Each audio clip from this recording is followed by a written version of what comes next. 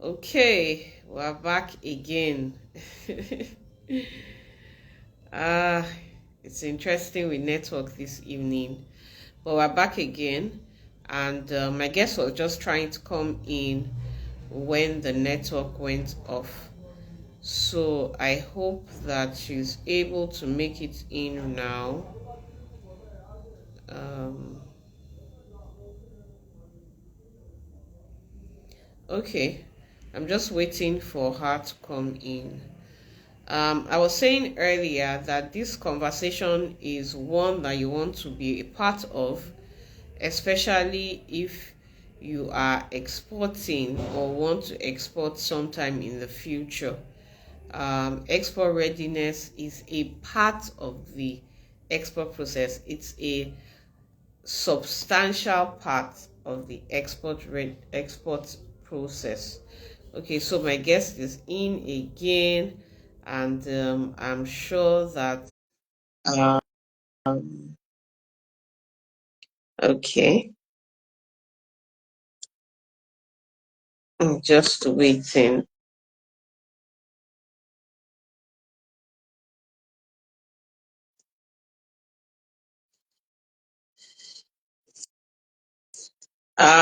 It's the network really, because I've accepted your request, and um okay, I'll just give it like 30 seconds so that it can load and you can come in and we can have this conversation, right? Um, our people need to be export ready, and that is why we have put this together, so that in your export transactions, you don't just jump into the market. Okay, it says that you're not able to join. Let me try again. Okay. So that people don't just jump into the market, right? We need to first of all find out, are you export ready? Yes, finally. Ah, oh dear. It's been it's been it's been something this evening. Oh dear. Yeah, finally. Yeah, in already.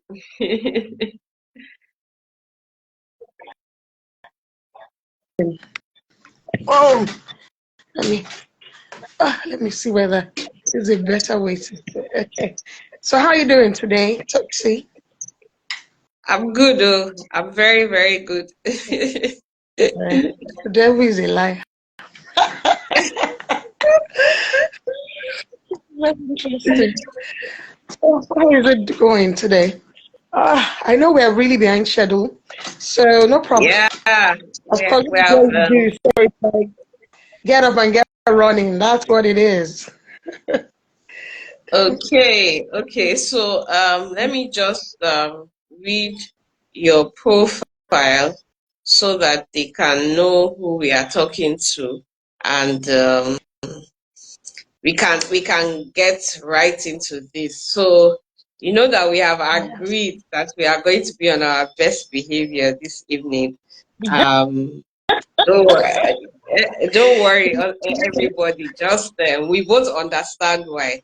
Okay, so my guest today, Titi Ojo, is an astute professional with over 22 years experience working in public, private, and international development sectors. She has supported the implementation of agricultural value chain and rural development projects from donor organizations such as the UNDP, IFDC, DFID, and USAID. She has served as national advisor on the To Scale project towards the sustainable clusters in agribusiness through learning in entrepreneurship. She served as the exporters voice lead on the trade policy work stream of the Policy Development Facility Program of UK Aid, where she played a prominent role in developing the capacity of SME exporters to participate in non-oil trade and evidence-based advocacy. Through her efforts, the network of practicing non-oil exporters of Nigeria was birthed to champion advocacy and capacity building in the non-oil export space.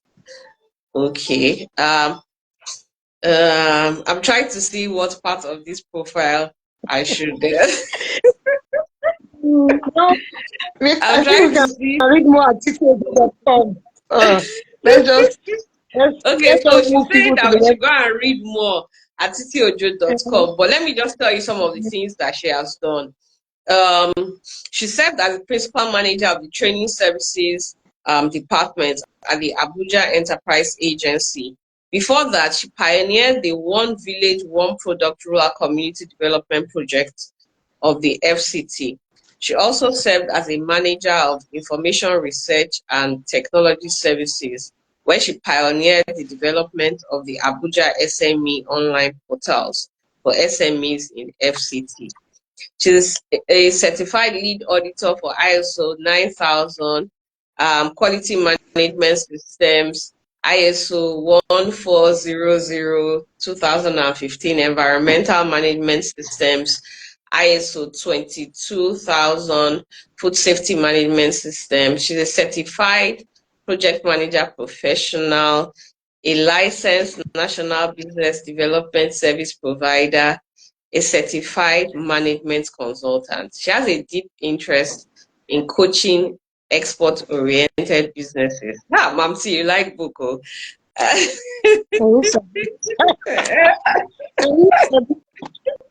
Good evening, Mamsi.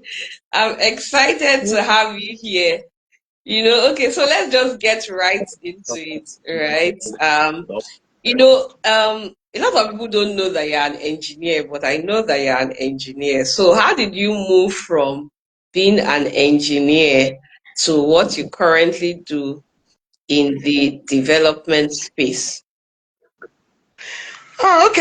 Well, sometimes I would say it's providence, maybe, because life has its own twists and turns, Hmm, definitely. And as you hmm, move on, some new interest just comes up. But interestingly, though, while I was an undergrad, I knew I wasn't going to practice engineering. It wasn't really my interest, really. hmm, I don't know. Maybe it's the way I was taught. Maybe I just got tired of it. I don't know. But something wasn't just gelling for me. And I had deeper interest in ICT. So IT was where my focus was. And I focused on that from 300 level till I graduated. And my career actually started in IT. Actually, okay. and my love for IT was really pure. I Hmm, thoroughly enjoyed my work in IT, yes. But of course, along the way, I got to work at the Abuja Enterprise Agency, then fell in love with businesses, From there, I became a business advisor, business counselor, and all of that. So that's how my journey has been so far. Yes. And as I moved on, yeah, I continued development space. Had a Fulbright scholarship. I got interested in agriculture, and on it goes. From there, working with small businesses, helping supporting the business environment with some of my efforts, and I've just been enjoying every day. Anyway, I must say it's been a beautiful one. It's been a roller coaster, actually. Yes. So I wow, love my work, wow. and I've always found myself doing what I love to do. So I think that's the beautiful part. Yes. Yeah. Good stuff. So, there's this excitement that people feel when it comes to exports. It looks like everyone is just trying to earn exports. But do you think that there's more to exports? Like, is there a preparation process before the FX is earned, or can people just jump inside and keep moving? You jump in, you jump at your own peril. So it's like you just want to dive out of a aircraft Hmm, without your parachute and all that, hmm, and you feel that hmm. you're going to land safely. Yes, in fact that's the first time I'm using that analogy in exports. I'm as in on my feet right now as I'm talking, so that I could make it clear that without preparation, without planning. you're actually heading for disaster if you're not careful. Mm. Why? Because you've tried the local business, for which of course I've worked with SMEs for a while. By the time you're moving into the export market, it's a totally different ball game. It has a lot of technicalities. There's so many hidden things that you need to really be curious to know. There, you must have agreements, you must have conversations, because in this case, there's a buyer. And the buyer is king in this market, actually. It's the buyer that says, this is what I want. And the fact is, if you don't give the buyer what he wants, he can decide not to even pay you. In fact, most times you won't get paid. And you can imagine if you had done so much work from your own end Mm. to do a shipment, to get to the destination, and then it becomes, sorry, I know you not. Where will all those efforts be counted? Oh my God. And then, of course, we also have the risks because in this case now, the goods are moving from one location to the other, Mm. and they're crossing many of that. They're crossing across the oceans. They're crossing over land territories and borders. So many things could happen between when that thing leaves you and when it gets to the other end. Mm. So that's where some of these risks also come in. So there's a whole lot. That's why it's important that exporters learn the ropes of export, and Mm. most importantly, they get export ready. Because also in export, we are talking about demand and supply. Mm. So demand and supply there must be a balance there somewhere. And if someone says, okay, I want you to supply 1,000 tons of a particular product, okay, every month, are you able to do so? Those are questions you have to ask yourself, Mm. because makes the market click in the first place. And never Mm. forget also that the same product that you're supplying to this buyer, he can also get it elsewhere. Mm. It's not only your country. It's not, he can decide to get it elsewhere. He could get it from a China importer could also bring it to his own country. Yes. Yeah. Who knows? And then so the issue of pricing will come into the matter because it's looking Mm. at how competitive the market is. So if you're supplying yours at a certain amount and you can find a Brazilian selling the same thing in his own market for half the price and at the same quantity, if not quality, if not better, he probably will go for that. Yeah. It's a business decision he has to make. Mm-hmm. So there's a whole lot of moving parts in export, truly. And it's important that the intending exporters, even startups in export, need to understand all those moving parts so that we don't make mistakes. You Mm. don't assume, because there are no assumptions. If you assume at your own peril, you need to make sure that the lines are fine. You Mm. understand to the letter what Mm. this transaction is about. It's very key. Because, like I said earlier, in this market, the buyer is king. Mm. And if there's no buyer, there'll be no export. That's a fact. So if there's no Yeah. buyer, you won't just be sending your goods into thin air. Somebody is buying it from you, right? And that's why the buyer is king in this market. So let me hand it here so that I can take Okay. another. Okay. I was enjoying it. You see that now I'm even trying to look for the question I was going to ask. Okay, so you we are agreed now. We are agreed now. You know that you talked about we talked about we're talking about being export ready, right? And Right. so we've mentioned export readiness and all of that. So for those who Mhm. don't even understand what that means, what does being Yeah. export ready mean? And how long does it take a business to be export ready? Okay. Thank you for that. Good question. I'm trying to set my stand. Oh man, it's been tough. Okay, so I think at this point I can let go my hands a bit. So export readiness, just like the name sounds, it's like saying, I like to use another analogy. So Mm. it's like a child that is growing. Mm. So at a point, the parent knows that, oh, this child has gotten to this stage of eating solid food, so is ready to start taking solids, okay? Mm. Or Mm. it's a stage in a child's life where we know that, oh, he should be walking by now, because we know that there's a period of the stage of growth Mm. where I would have crawled and done other things and tried to stand a bit, and at some point it just rises. That child just rises up and begins to walk. And of course, from Mm. walking, it begins to run. So being export ready also means that for the business person, for the SME or that individual, how much knowledge of the export market do you know before you can begin to plunge into it? Hmm. Okay, so that Yeah. period of export readiness is building your knowledge base, building your skills if possible, your knowledge in particular, because you don't also want to enter an export market without having any knowledge. Oh, that would be a suicidal attempt, actually. Hmm. So, in export readiness, building your knowledge base is critical. That period of getting ready requires you to build your knowledge about how export works, about how the export market works, about how to get buyers, about payment systems. Because also there's payments in this market. I buy from you, you pay me. In this case, Yeah. it's not pay to Access Bank and you walk to the bank and go and pick your money. Yeah. There's a payment tenure. There's a process to all of that. So understanding every bit of that before you now say I am ready to start this business. That process of export readiness. And during that process, in fact, there are questions that we ask. So if you go on Nigeria Export Promotion Council website, for example, you will see export readiness test, like questions, like a Yeah. checklist. So Yeah. Yeah. there's a checklist for export readiness, and of course for that we also teach that. Sorry, we also teach that in sessions anyway. I think for us we have about 15 questions, 15 to 20 questions, like checks, and each one of them you will rate yourself. Okay, based on this, the question, for example, would be, do you know what products? For example, you say your destination market is the UK. So a question will be, do you know what kind of products really sells in the UK? Do you know what products are in high demand and why? Hmm. And you're saying, no, I even have no idea about that. Oh, you're not ready.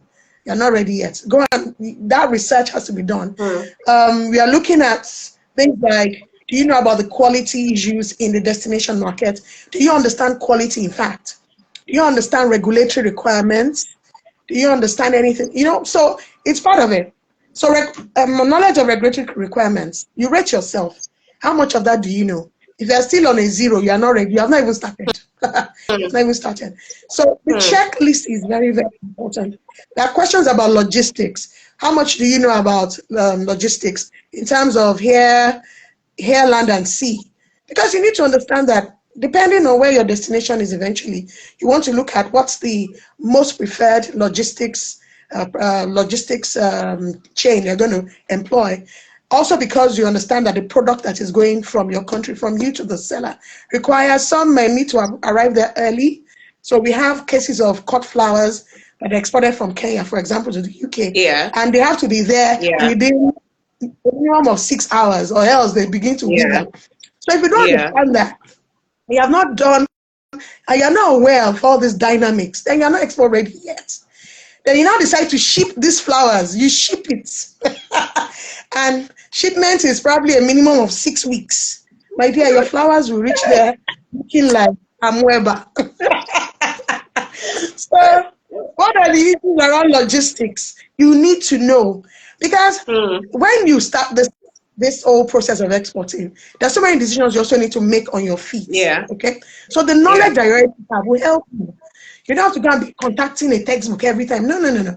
Or calling people. Yeah, you could call someone, but at least to have some negotiations, to have conversations with an interested buyer, you need to have some inherent knowledge already, and Hmm. it makes you even look serious. So Hmm. that's why export readiness is key. And you have to do all your part to get as much knowledge as possible so that when you get on the field, yeah, it's easier. You can relate. You can relate. If the buyer is telling you, okay, we want this particular contract is based on a certain Incoterm, you won't be thinking, what's Incoterm? Ah, Hmm. that's not the point. That's not the time you'll be wondering what Incoterm is. Or else you would have missed the opportunity completely. The Hmm. person tells you it's FOB and you're wondering FOB. But while he's speaking, you should make a decision there and then to say, oh, no, no, Hmm. no, I'm not doing SOB, I'm FOB, I'll do CIF. So it's important you have the knowledge. That whole process is getting export ready. That whole process.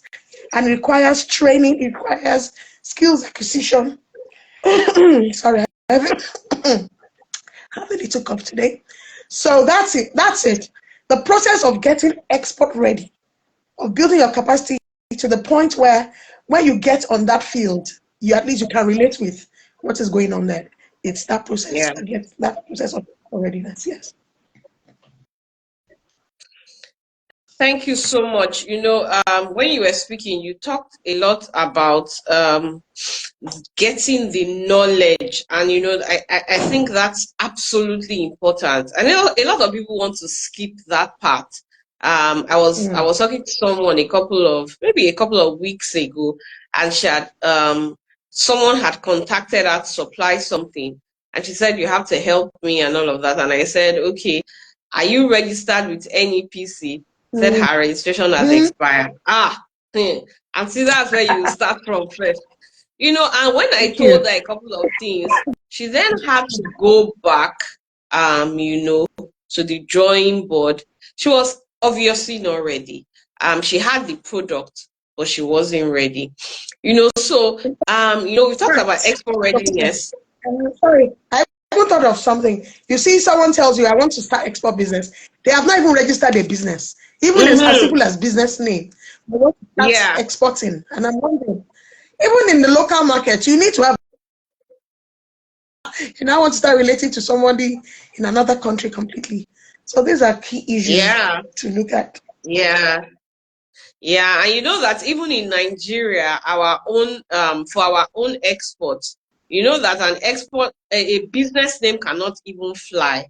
So you ask the It won't. person, the person says, I have a business name. Well, like, you're not yet there. You have to go back, limited liability company.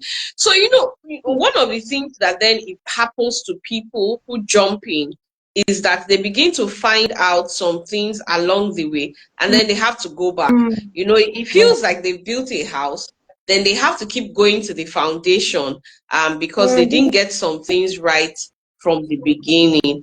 Okay, so Right. we've talked about the need for export readiness. What are some of the Mm. pitfalls that await companies that are not export ready and walk right into transactions? Some people are not yet Mm. ready, and they just, I can assure you that after some people watch this IG live, right, they will still get into transactions. What are they like? Some people and Titi, what they honestly know, they don't know anything. They're still going to get Mm. into the transactions and then find Yes. out what we know is going to happen to them already. We know already as we are sitting down here. But what are some of Mm. the likely pitfalls that those companies will find themselves in if they go in without being ready? Okay, so I would use, because I could talk about so many things right now, but I usually use three key factors that relate to successful exporting to do my explanation. Mm, So one is quality, that's quality. Then we have mm, quantity, which is volume. Then we have pricing. Okay.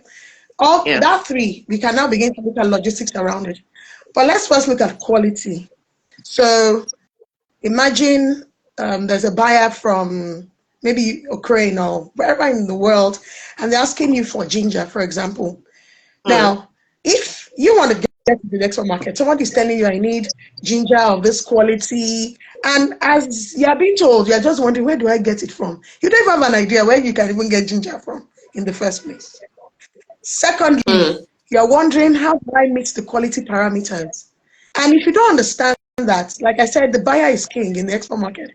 If you don't understand how important quality is, and you feel you can just go and source your ginger anywhere, or source your carrot if it's carrot, or source any other thing anybody is asking you to provide or to sell to them. You can also decide to say, well, since we always find a way around, Nigeria now, just mm, give them grade B, they will take that from us. After all, that's what we've been supplying to some of our vendors, and they're taking it. mm, If they are not export ready, and you think that that's the way it works in export markets, and you end up supplying a lesser grade because you feel, well, I can do this, and the person should be just grade A, grade B issues, you should still take it as it is. And secondly, you don't mm, even know where to find that grade. You don't have and usually, we talk about aggregation, because many times the volume even in demand might not be something you can provide immediately, but you want to yeah. aggregate across farmers. And so even that knowledge of where that, can I find it, already engaging with farmers, ginger farmers, and knowing what the quality parameters are, and also, if possible, supervising even the planting season. Some have to Yeah. even do that from end to end to be sure that the quality is assured throughout the chain. Excellent. So if Yeah. that's for readiness for a company that wants to start exporting. So imagine you have a demand, you already have, this is the quality we want, this is the quantity we want, and we have all of that ready. Where do I go to? Where do I source my ginger from? Where do I source the right quality? And I cannot also cut corners. But if you don't know that and you cut corners, you're also going to be running at a loss eventually. Yeah. Like I said, the buyer may not even pay for that Mm. consignment. It's a fact. Mm. Then, of course, we come to issues of pricing. So I remember someone that reached out to me once. I think it was sesame. Yes, and you see, sesame has different kinds of, what do they call that now? I wanted to say species, but it's not species. Types. So there are Type. different types of sesame seeds. Yeah. You have some that are red. I think there's one that's black. So Yeah. they're specific, and I think the request came from Egypt. We want this specific, and usually there's specificity when it comes to requests of commodities Product. in particular. Yeah. Yeah. Specificity, product, there is specificity. So if you say we want black, then it is black that I want. That's why I said it's black.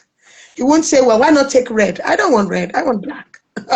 So if it is that specific, I need to find it. If it's that specific, I need to find it. Now, usually the buyer will tell you how much they're willing to also pay per Mm. ton, or if Mm. it's put it as a packing. So you also need to know about, even in your own local market, what is the cost to you? Getting it even to you, to your own warehouse, if possible, or moving it Yeah. from where it is, if that's where you're going to be working from. So this is also part of the readiness. If you are not careful, you might be selling yourself short So. or even too high, because the person Mm. asking you is saying, well, we're willing to pay 600 and so thousand per ton. And then Mm. by the time, if you're not doing your calculations very well, you might miss that completely. And at the end of the day, the pricing that it arrives at will not be competitive to this person, and it goes elsewhere. So Mm. as an export ready company, you're also looking at operational issues, operational issues that can help you also cut down on cost of some of the commodities, so that it can get to the buyer at the right price, especially when they say this is what they're willing to pay. There's a whole lot around that, truly. Yeah. As organizations that really want to go into export, and I won't say it's only export of products. Yes, we also have export of services, Yeah. and products are diverse as well. As much as we Mm. have agricultural products, we have other kind of horticultural products could be there, even as simple as plastic products. Products are products. It just depends on what the buyer wants. That's what we're Mm. working on at the moment, whatever the Mm. buyer wants. Your knowledge of your local market, if you're not careful, you would lose some export opportunities. Because by the time the person is asking or making requests, you are not sure of what it is like. And if you're not careful, you might go to the wrong people to do your inquiries. You are getting the wrong information. You're not getting the right quality. And so from the beginning, you're already failing in the process. And if you're not careful, if that process is, if you follow that cutting corners, or you don't also even meet the needs of your buyer, he's going to reject it. So we've had a case. I remember the case study we had in one of our classes talking about the woman that was to provide cashew, right? Supply cashew, see, to a Chinese company, and Yeah. Vietnamese the company. Chinese company was Ogomosho cashew, but she went to aggregate it from different places and all of Mm. that, and felt, yeah, probably is giving testimony in church. Yeah, I have an order and all that. And then it didn't meet the quality requirements, and she was Yeah. not paid. And she felt Mm. the people were wicked, but they were not wicked because the contract was specific. In Yeah. fact, as simple as costing, this thing called costing, costing. A company that is not really good at costing should just really master the art of costing, truly. Yeah. Because if you're not Yeah. careful, you might undercost your shipment. But the Yeah. fact that it is written in the contract that this is how much is going to, this is the cost to the buyer. Well, it is an agreement and you signed it. You might probably have to be the one taking the losses at the end of the day. So Mm. costing and pricing, very important. Looking at all the elements that adds a cost to that transaction and putting it into cognizance when you're arriving at the final. So when we're talking about costing, certification is there. If you need to certify the produce, you have to pay for it, isn't it, locally, to Yeah. even do your Yeah. certifications, to Mm. certify the processing plant. That's the case. You need to pay for documentation. Documentation. Your freight forwarder is being paid, right? You are paying for regulatory requirements, even at the local level, Mm. yeah, before the product even Mm. moves at all. Then you're now looking at your form of shipment. Is it by sea? Is it by rail? Is it by air? Is it by land? It's all these are factors. You are talking of insurance. It's part of a cost, and it might be a cost to you. So Mm. you need to look at all the cost elements completely to arrive at the kind of pricing. And at that point, you can say, okay, at this rate, then this can be provided, this can be supplied to this buyer at this amount per ton. And you're, Mm. and you're sure that you're not selling at a loss. Yeah. Also, even, sorry, even the destination, the port of destination is also key. Okay, you have to agree on that because it also impacts on your pricing. So there's a whole lot Yeah. of cost elements in that transaction that enables you to arrive at the right pricing. But if you are not, if you don't take that into cognizance and you are taking everything at face value, you will miss all those points. And if Mm. you're not careful, you would have promised your buyer a certain amount, that this is how much is going to get to him per ton. Whereas by the time the shipment starts from end to end, you realize you have spent twice. Mm. And it will be too late. You can't change it because you have already entered the contract. And the Mm. person has signed, and you have signed as well. You shook both hands like this, like, yeah, congratulations. But the reality will hit you like a thunderbolt. And it becomes too late. Mm. So Mm. there's a whole lot in there. Yeah. Yeah. So I wanted to ask this question because in Nigeria I would say something like I did not know, right? Um um I didn't know that that was how it was supposed to be. So is ignorance of the law of the or of statutory requirements, is it excusable in international trade? Can we say to them the punitive measures that have been decided, can we waive those punitive measures because of ignorance? I didn't know that. You people, so the quality parameters is so so so. I didn't know. I'm sorry, oh, please, oh, yeah, you people have to help me. Okay, you have to. You know how we do in this part of the world, You know, but in international trade, can that fly? it would fly. Sorry, Mm, sir. So let's give you a good example because, okay, so I have a couple of examples, but let me cite this one in particular. In some countries, you see that you would see some food products, and you're like, yeah, we have this in Nigeria now, so I can be exporting it to this same country. mm, But little did you know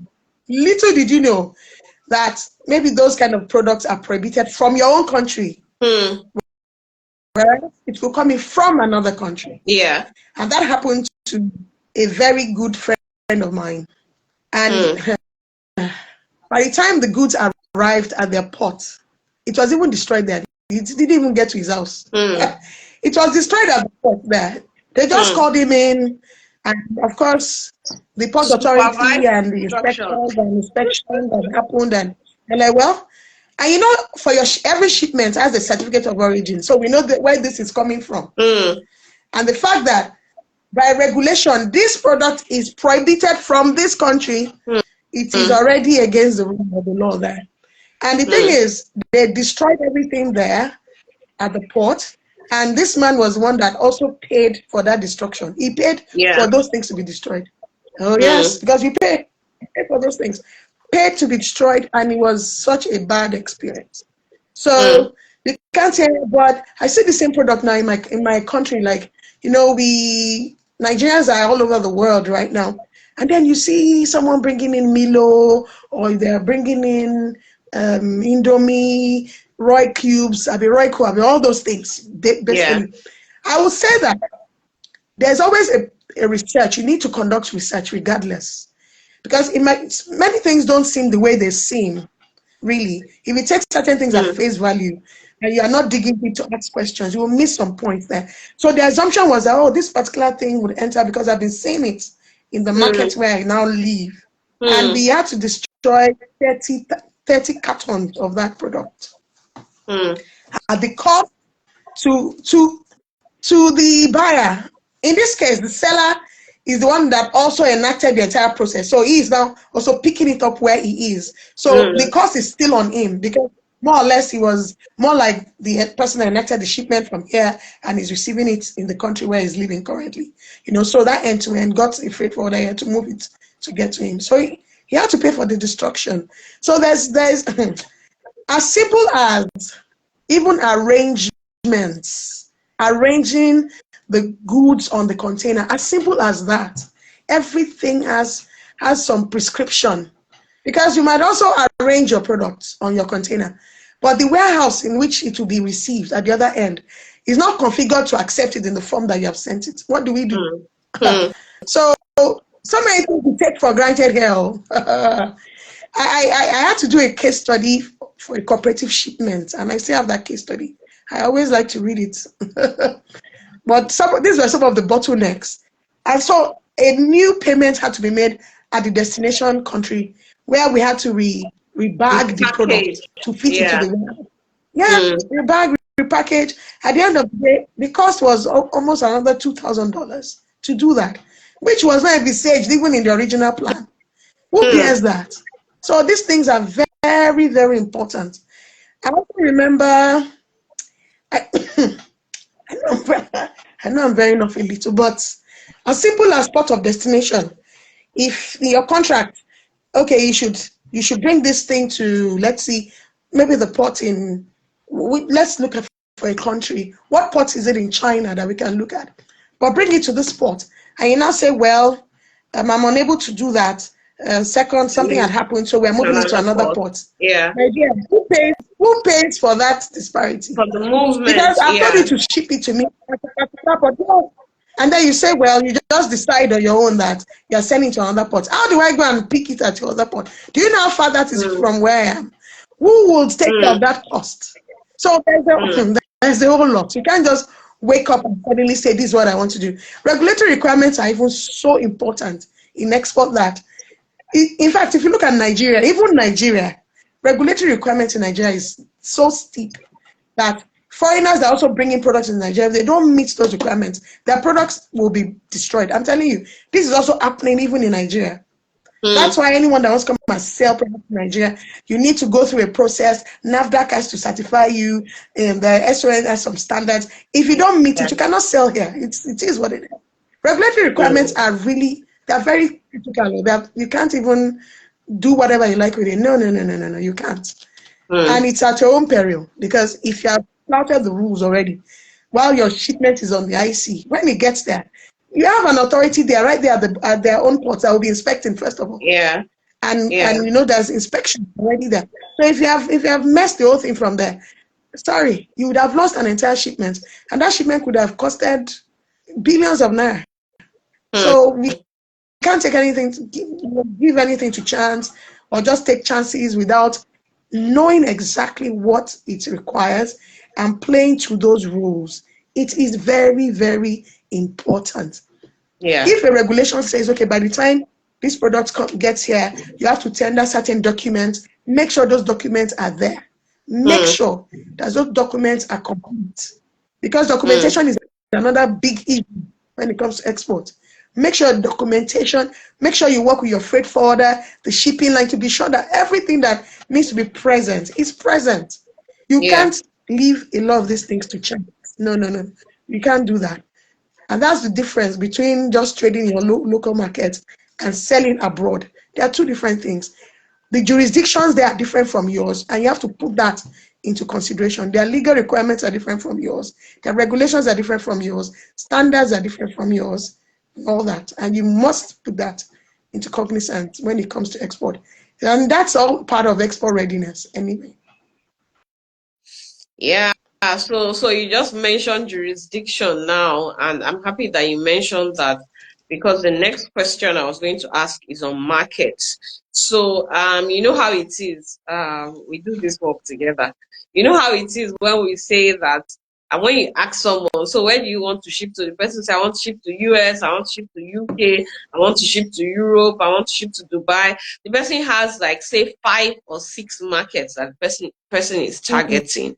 So so if I was going into 2 or 3 markets, in trying to get ready for those markets as an exporter, is it a one size fits all? Because this person, for example, that is in a consultation session that we are talking to, and the person is saying, I want USO, I want Canada, I want UK, I want Europe, I want Dubai, I want my products to go into all of these countries. Is there a one size fits mm, all for all of those markets, no. or do the requirements for the different markets, are there different requirements for the different markets? Yeah. So it's not a one size fits all. It's quite interesting though to find out that while maybe a 2 kg package of, let's just use Gary Jebu, let's just use that for this. Mm, It could mm, be that in some countries they rather prefer 2 kg bags and nothing lesser or higher than that. If you bring mm, anything outside those 2 kg bags, they will not be able to sell. So that mm, could be something peculiar to a particular country or a people.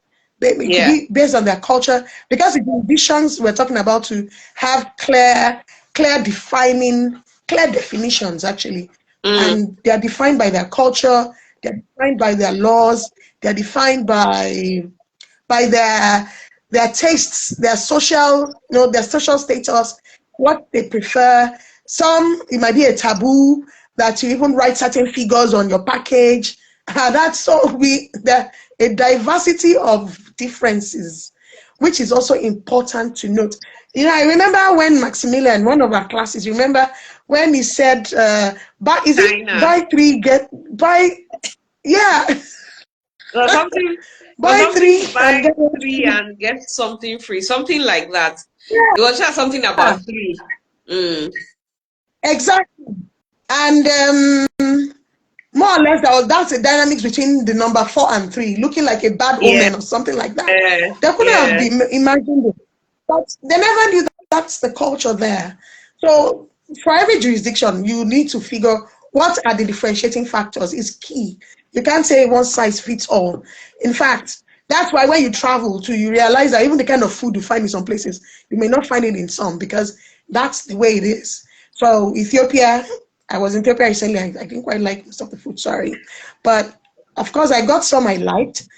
They have their traditional food, which is good. I've never seen it anywhere here, so I wouldn't expect that what I can eat here, an Ethiopian will eat it.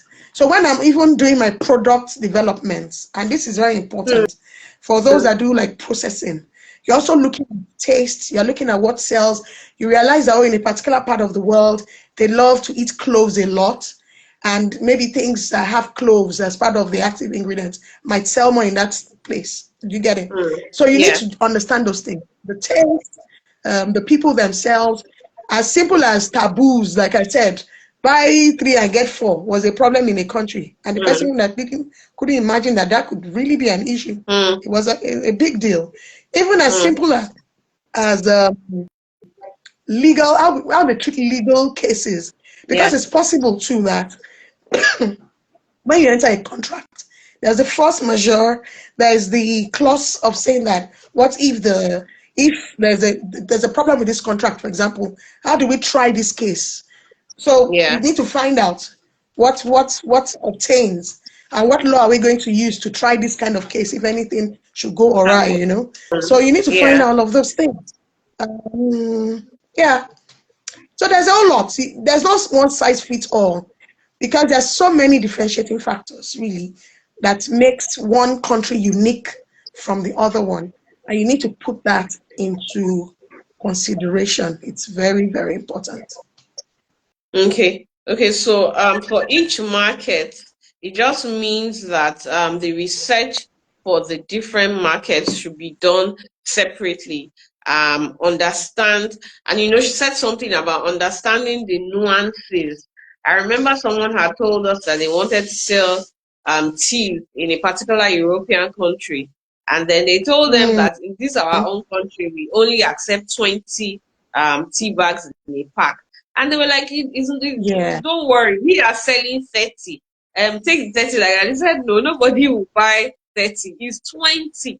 You have to pack it. From you. So imagine if those people were targeting that market and another market. It meant that they will have two kinds of teas. The ones that are packed 20 Right. for this market and the ones that are packed Mm-hmm. 30 for this other market. Absolutely. Yeah. So let's talk about lack And of preparation. it's quite funny. It's quite funny that sometimes you feel, so why should it be a big deal? After you are getting 10 extra bags in your packet. Yeah. Like, what's wrong with these people? I'm giving you 30 for 20. What's your Yeah. problem? But you see, some of the things you don't think about is warehousing some of those kind of products. A Mm, 20, a 20 and a 30 pack, they are two different sizes. yeah. It could just be as simple as that. Space Mm, on the shelf could be mm, what has made them arrive at that 20. It can be that and very other ridiculous reasons. But you won't say it's ridiculous. That's just what it is. mm, You won't say, but I'm giving you 10 extra, but like three for the price of four for the price of three and all of that. So we yeah. also should understand when we meet some of those. It looks like a wall at the first place because you're like, who thinks like this? But the fact is, there are several reasons why someone say, I want 2 kg of 500 grams. I want this thing only in 500 grams. I don't want it 2 kg because with 2 kg, my shelf is full. People don't eat 2 kg at once. It could even be that people want just a sachet I can buy off the shelf, cook, and that's it At because that's once. the culture Yeah. around there. You have Yeah. 40 kg bags. Who will buy that for me?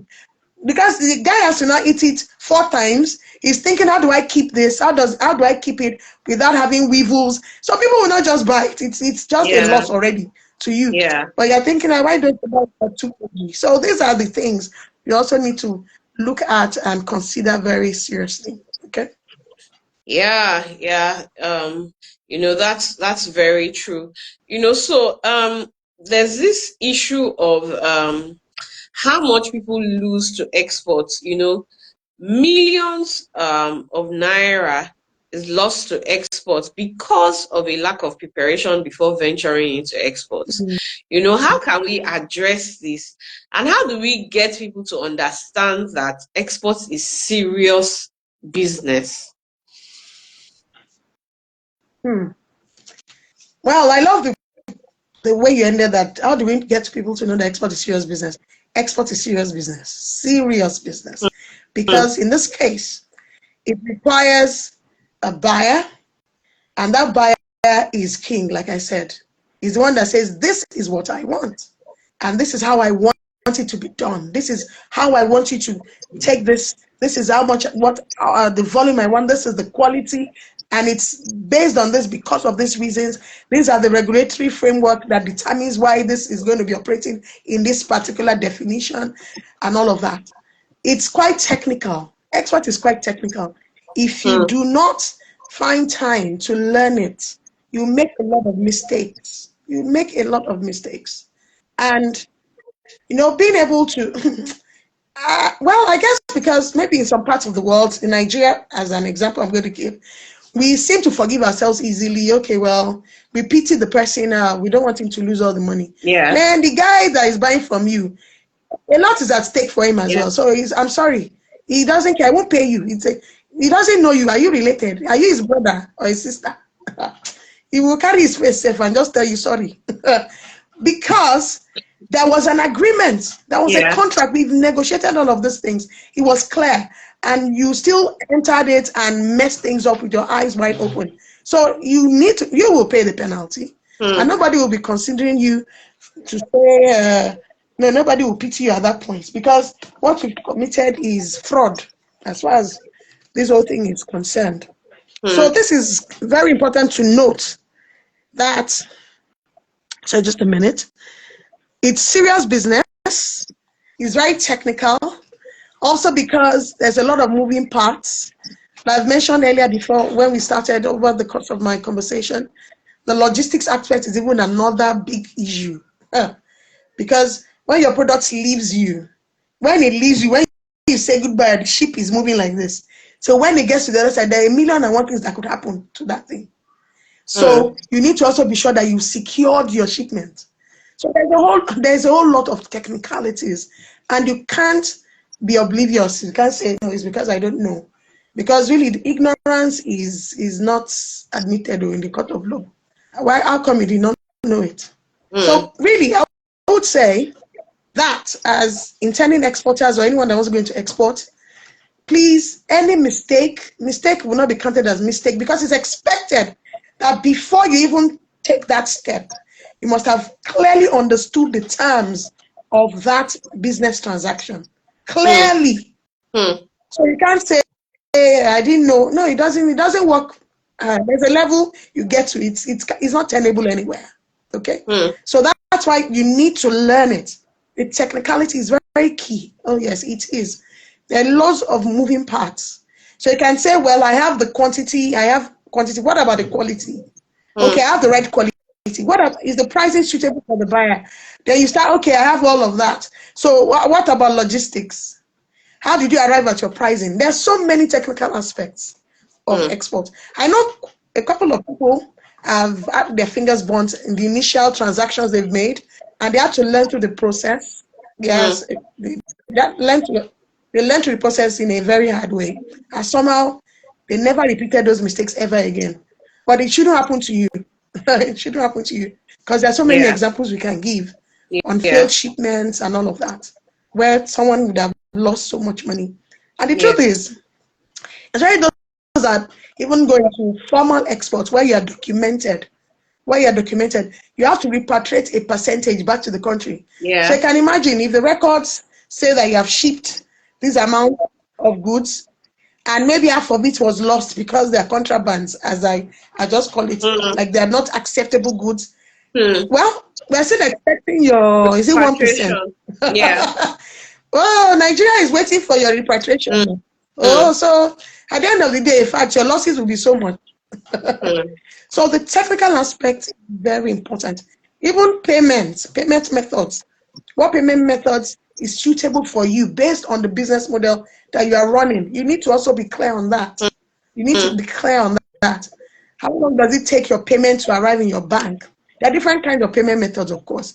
You need to also look for one that is suitable for your kind of business model, so that at least you are liquid over and over again, and you're able to do repeat exports without having to break what they call that now, break the bank.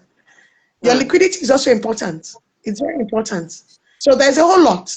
There's a whole lot that goes into this. It's quite technical, but I'll say that once you get it once or twice, three times, you would have mastered it enough to even mentor somebody else, in fact. But pay Yeah, attention yeah. at the early stages so that have to pay, you don't have to pay with in tears and blood.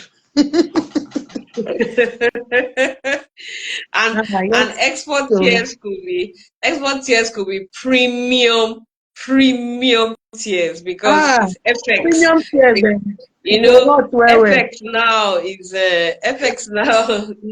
very interesting. So Mhm. you don't even want to be losing Just any money. money. Mm. Yeah. Okay, so for No, for no, no, no, for no. most people, when they are thinking about exports, they're thinking about export only of products, right? And Mm. earlier you touched on the export of services. Can you touch Yeah. briefly on it and what Okay. some of the opportunities that are available in that space? Yes. So export of services is a lot easier because there are no physical borders, as it were. Usually, services, well, there are four modes of export of services. And we have mode one, if I can remember very well, it's a cross border. That means you are producing something here and then it's being consumed in another place. So we have those that are into tech, you do your designs in Nigeria, but people across the rest of the world are the ones using it. And then they're paying you back Mm, in foreign currency, right? mm, Then we mm, have consumption abroad, where the product itself, the service itself is consumed where it's produced. So, for example, you can, so I think services like tourism, people go abroad to school. So, this is a very good example, in fact. Nigerians will go abroad to attend a school. The service, that school is provided And we have gone there to go and enjoy the benefits. Yeah. The same thing with healthcare. That's why today we have health tourism, we have education tourism. And tourism is a big deal. It's a service export that even as a country we could make a lot of money from it.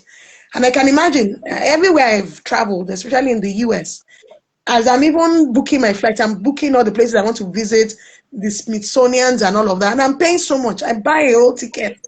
I'm on doing a road trip and all that, and I'm seeing very interesting places. And imagine that we're going to the aquarium. We are paying for each one of those things, isn't it? Mm. And the country is Yeah. making money. So we bring our money, we consume it there, and that's fine. Then we have a physical presence. Also, that is commercial presence, more or less, where a company goes to another country and sets up a commercial, they have a commercial presence. And that has happened a lot with our banks. So we Yeah. have UBA in the US, there's also in Ghana, GT is in Cote d'Ivoire. So that's Really. very key. Mm. And then, of course, Yeah. you have the presence of natural persons. So presence of natural persons, like consultants have to travel to another country and do the work there, and they are Yeah. paid. You Yeah. get paid to join a team of architects in a particular place. I remember I had to work with, I said I started my career in tech, but Yeah. so I had to be on a team one time in Belfast, in Northern Ireland. And it was really nice because we were working on one software project at that time. So these are the four modes of services. Now, I remember the last time we spoke, I moderated an event at NEBC, and the man from the NAC Secretariat, NAC, and was NAC, AFCFTA Secretariat, talked about intellectual property rights being so cool when it comes to services. Like, if you have intellectual property rights, that means these are intellectual content that you have developed, isn't it? And you Yeah. have rights to get paid over and over again as long as those things exist. So Excuse me. you create content from your mind. And that day I was like, wow. So you could write books. Mm. You could write books that have traveled across borders and are used in other places. You can imagine. In fact, one day I was just thinking about it. Like Things Fall Apart, that was written in 50 different languages and being Yeah. read in over how many countries of the world. Huh. You can imagine how much comes in royalties to Yeah. the family of Chinua Achebe, even after long after he's gone. Yeah. Yeah. That is intellectual property right. Until he's dead, they will continue to earn that thing. That's a fact. Mm. Intellectual property rights, very important. So export of services is key. One of the major differences, of course, not everybody would pan towards IP rights and IP stuff, really. Some are just, they like to trade physical goods. So that's why goods and services, they have their own, their lanes as we move on. Some are just goods. I want to do this. I like to pack stuff. I need to go to the farm. Some people are like that naturally. But of Yeah. course, that we've talked about the risks. When it comes to like commodity exports and all of that. We now start talking about quality and all of that. We are talking about risk along the way, shipment. But this will not exist in the services export sector. But I think one of the things that the export services sector would also need to talk about will be quality certifications. Because Yeah. how do we also know the quality or test the quality of what you're offering? Yeah. And that's why we have organizations like Standards Organization of Nigeria that come up every year with, of course, they have standards, ISO 27001, and you see that every standard is created, standards are related to specific industries. So if you're into training, for example, and you want to really get your standards in and you want to be certified, you'll find a standard ISO that's for training institutions, and you Mm. can start the process of getting certified. So on anything you do as an organization, there's a seal or a stamp of that standard on it. And anywhere we see that stamp or that seal, anywhere in the world, nobody needs to argue with you that your services are of international quality. Do you get it? So Yeah. for services industry, the ISOs of this world, they have several standards, ISO standards that have been created for industries. So we have ISO standards for electronics, we have ISO standards for digital, digital devices and all of that, for training and all of that. We have ISO standards. So that's what maybe the service industry would focus on, to get those standards, so that it accompanies every of their communications, every of their branding materials. We see that they are certified in those standards. And anywhere this standard is seen on any of the products, we know that it's ready, it's international standard. And it opens doors. It opens doors for both products and services, because products also that have certifications, like we have the HACCP certifications, we have Mm. fair trade, there's a whole lot of certifications anyway for both products and services. Yeah. And the essence of having some of that is so that anywhere your products or services get to, it is not debatable. We know this is international quality. And Yeah. that in itself is a door opener any day. It's a door opener any day. Mm. So it's an investment anyway, because obtaining certification is not cheap, but the Nah. benefits thereof, you would enjoy it. You would enjoy it. So Mm. for businesses, you may consider that as an investment. Even school owners can decide to say, okay, I'm setting a branch of my school somewhere in South Africa. The Yeah. person has moved his services from Nigeria and is now physically present elsewhere. And some Yeah. might say, okay, we want to do online trainings. We want to do so that everybody in the world, anybody in the world can access our products. A coach can say, I'm taking my coach to the next level, coaching to the next level, and I want to begin to pan to audiences in different parts of the world. The Mm. thinking begins to change, Yeah. and you begin to ask, okay, what kind of things will the businesses in these areas be looking for? Because you might be used to just, advising businesses here, and maybe all you hear every day is they don't have money to buy products. But maybe someone that is talking to you from Cambodia, it's not about buying products. There's much more to him than. So you as a coach that also wants to take your business like that, you probably will need some trainings, probably will need some international certifications, and build a team that is also in consonance with your mindset. Or because you need a team that understands why it should work the way it should work. Mm. It's very important. A team that can service your clients anywhere in the world.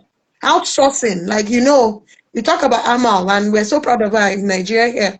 She's been Yeah. doing Outsource Global for years, and she's been Yeah. outsourcing services to different parts of the world in the area of legal services. She's doing something on Medicare. She's done about 5 major sectors, and she's doing very well. But it Yeah. didn't start on a single day. She had to walk through the room, and being able to service clients in different parts of the world at different timings of the day. Some where they're sleeping is when another is waking. There's a whole lot that comes into that whole operations, man. But she's been able to figure it over the many years she's been in this business. So services is great. It's great. Sometimes you can even say it's a no-brainer, as it were. But man, when it comes to quality issues, you know that it is a yes-brainer, not a no-brainer. Mm. Yeah. But IP Yeah. right Yeah. is very important. But I love it. I do love services export a lot. Yeah. Yeah. Services exports is part of the things we do. And Yeah. it's just very, very Yes. interesting, very not as stressful as product exports. Okay, so there's a Yeah. training coming up. You have a training coming up, agro chains. So MAMT has two expressions, agro chains and A plus. So agro chains has a training coming up, the business of exports. So talk us through Yeah. this training and what it promises to Okay. deliver to those who attend it. All right. Thank you. The business of export. The name, before now we called it export readiness seminars, export readiness workshops, but this time around we tried to call it the business of export, because we also need to begin to look at it as export is a business. I remember Maximilian said is the Champions League of business. The export is the Champions League. It's the next level. It's the next level. So this training also is to look at all the rudiments of the export business, starting Mm, with readiness. So, like I mentioned, the checklists. We're going to look at the checklist. So that helps us first to even know where we are on that mm, old radar of export. And when we start usually with the export readiness check, it helps the participants to even know, wow, I've not even scratched the surface at all, and I need to pay Yeah. more attention to certain things. Mm. Then, of course, the sessions we're going to be talking about, we'll be talking about export contracting. That's very key Yeah. because we enter contracts when it comes to buyer-seller agreements. So what do you Mm. look out for? Understanding the export contract helps you to know what should I be discussing with this buyer? What are the key issues Yeah. I need to raise? What should I not take for granted in this conversation? And there are templates for that we're going to be using anyway. And of course, when we look at export contracts, there are terminologies, there are terms, there are acronyms, all sorts of things come into the export contract. So if you take that as a module in itself, you'll be learning a whole lot, not just about contract alone, but even every key component of the contract. What does it mean? So that Mm. when the buyer is telling you something, you understand why he's saying what he's saying. So that's another major thing we're going to be taking. Then we'll be looking at access to markets, because markets is really what makes export work, truly. If there are no markets, where would you be sending your products to? So we'll be looking at access to markets. How do we find markets? Some will Mm. find markets easily. These days with the Japa thing, some already have their families abroad, and some of them are opening African shops already. So some of Yeah. us may have a ready-made offtake already in the international market. But Mm. then there are also places that we can go to that we find those that send buyer requests every now and then. And you can check what are these people requesting for. You can respond. You can let them know this is what you are able to do. They will tell, conversations could start that way. We're going to be looking at a bit about communication, research and communication. We're going to be even Mm. looking at that a lot. I remember I took a module on research, market research or so for exporters. And we're going to be looking at that again this time around. How do you also find buyers? Where do you find buyers? Where can you find Mm. your buyers? Mm. Assuming you don't even know anyone that can buy from you, well, how can I search and find for you? But what should I be looking out for in the Mm. buyer? What should I be looking at in their buyer request? How do I walk back from there to what I currently have? So we're going to be looking at that. We're going to be looking at risks, because, man, if you understand the risk, it helps you to mitigate them early, Yeah. even from conversation with the buyer, in fact, because you understand that this could go wrong if I'm not careful. So there are currency Mm. risks. In Nigeria right now, the currency risk is so high. My Yeah. God. Mm. You tell someone that this is 1,500 per kg just yesterday. Today is already 1,008. How do Mm. you? And you've already signed a contract. And the shipment is not even going to move for another 1 week, another 30 days. By that time, the product has moved from 1,500 to maybe 4,000. Mm. So currency inflation risks is a key thing. So when we discuss those risks, it also helps the participant to see, wow, okay, so how do I mitigate it? Because if you also want to mitigate, you might put some clauses really in the Yeah. contract that Yeah. still protects you to say, Mm. okay, as at the pricing at this particular period will be applied, should anything change, things like that. It helps you to Yeah. negotiate these things easily. We're going to be looking at branding and packaging. Oh, that's a major part of our training, export business of export training. We're going to be looking at quality. Well, Yeah. quality is also very key. Why is quality important? You need to understand that, because you need to get that. You see, the essence of quality, especially for consumables in many parts of the world, people want to be sure that when we buy from you, the food is safe. So food safety in itself is a major thing globally. And that's why certifications, food certifications, they're not taken lightly in many parts of the world. Okay. So we're going to be looking at quality as per different industries. Why does quality matter? And probably we usually look at some case studies right there. So, and that helps you to know, okay, as someone that is into agro processing, for example, what do you need to look out for?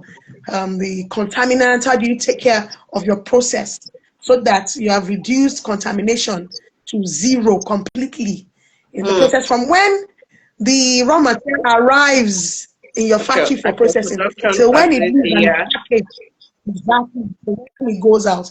So that's a very, very important one. Very, Mm. very important.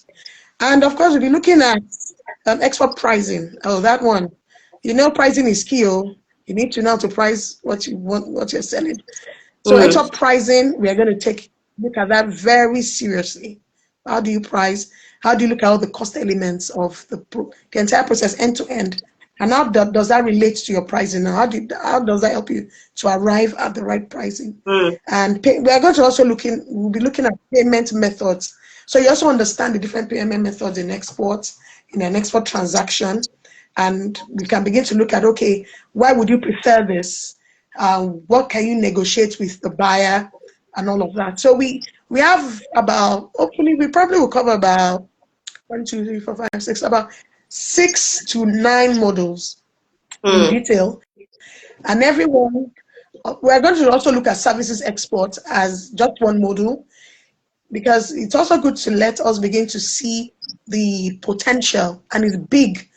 In fact, in Nigeria, services export far outweighs product export in terms Mm. of value. If we are willing to maximize and tap into it really well, it has a whole lot of benefits, even as a foreign exchange earner, if our citizens really would want to look at the IP aspects of the things we do and all that.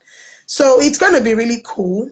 And everyone, probably you've seen the flyer somewhere, you see that everyone on that flyer are experts in their rights. Tokumba is also going to be taking us, of course, on logistics aspects, on contracts. So we have it all together, really. At the end of the day, we would have touched all the major aspects. There are 1 or 2 case studies we're going to be looking at, okay? We're going to we'll also be looking at market access. What are the ways in which you can enter? So we call that market entry Mm. strategies. Okay, we'll be looking at that. It helps you to know, how can I enter a new market? How do I use an agent to enter a new market? Do I set Mm. up a small office there? All of that. So everything you need to know about the business of export is going to be covered. Of course, everything you need to know is going to be covered, and it'll be taught by expert faculty. And I think one of the things we've done over the years is that we've offered to a good level mentorship support after these trainings, So, because we also yeah, know yeah, that some of our participants find themselves in real life scenarios where they need yeah, to think on their feet, yeah, where, for example, someone says, oh, I got someone that wanted this, and he just wants to run it by us just to be sure that she's doing right, doing the right yeah, things. At that point, yeah, yes, it's our responsibility to make sure that we support that person, to make sure that yeah, at least they're able to get it right from initiation to delivery, to the port end to end. So these are very important things I'm excited about that this training is going to cover. And I don't know who is watching. If you can make it, you should make it. It comes at a cost, of course, but the truth is, it's 25,000 and it's chicken change. Oh Lord, let me not say chicken change. Oh my God, I think it's affordable. I think it is. It should be affordable because it's really about the premium we place on knowledge, mm. usually. So I know some of us have paid a lot more, even 1,000. I've had to pay $1,000 for something I needed, some knowledge of something, and I asked myself why I had to Yeah, pay it so much, and the answer was, is the value I placed on that thing that made me pay so much, and did I get the yeah, value I did? mm. So you see, some expert trainings could be as high as 500,000, 300,000. But we're saying, okay, 25,000 over a weekend, and we're still also going to be rendering some post training support. So I feel it should be affordable for whoever would want to go into export. And like I said, export is the Champions League of business. Mm. So for those that want to play in the Champions League of business, then you should be able to invest this token to get the knowledge that you need and be export ready. I think is worthwhile. It will be Yeah, worthwhile. Maybe at the yeah. end of the day, you'll be the judge, but I can also say this, that it's going to be worthwhile. Yeah, yeah, I'm sure it will be. Um, we're looking forward to you joining us at the business of export training. Like the team mentioned, I'm on the faculty and I'll be taking a couple of classes. So you can actually come and see me in real class. In real class, Yes. we're very serious. We also enjoy what we do. And those Oh, yeah. trainings, in fact, I like to attend other sessions, and it's a privilege I have as faculty Mm. because I get to Yes. update my information and knowledge from what I had previously, right? So even Mm-hmm. for me, beyond taking my own class, I'm also going to be learning from the other members of faculty during this Mm. training. Mamti, it has been a great honor having you here this evening. You know, I said Yeah. they should time us, they should give us 1 hour, but we are on 9:30 already. But we didn't start, we didn't start at 8. So Mm. We did so we did early. well. In fact, We did well for time. So um but thank you so much everyone for joining us this evening. The business of exports flyer is going to be on my IG live, on my IG. It's on Titi's IG too. So you yeah. can look at the flyer, you can make payments. I think the training is 2 weeks from now. It's not this Yes. week, it's the next week, Yes. 20th to 22nd. Yeah. So join us at that training. And just come and build up your knowledge base for exports. Like we mentioned Mm. earlier, export readiness is not just having a product. In fact, if you have a product that you develop before you started to think about exporting, I can almost say that product might not meet the standards of the international market. If Yeah. you don't know what they are, right, you might have to Mm-hmm. go back and develop that product, right? So, thank you Exactly. so much for joining us this evening. We want to go and have dinner if you've not had dinner already. Um, Dinner. Mamti, thank you It's for late. joining me this evening.